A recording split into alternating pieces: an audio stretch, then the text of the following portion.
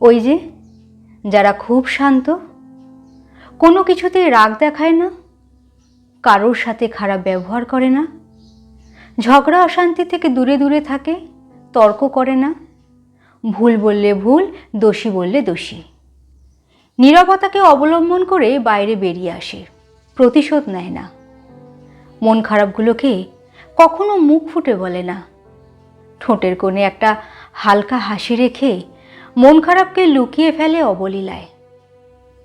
তারা কিন্তু চাইলে ঝড় হতে পারে, কিন্তু তা হয় না। তার কারণ তারা চায় না কাউকে কষ্ট দিতে, কারো চোখের জলের কারণ হতে। না হলে যারা তাদের ভেঙে ফেলার চেষ্টা করেছিল, ওরা চাইলে তাদের ভেঙে টুকরো টুকরো করে দিতে পারত।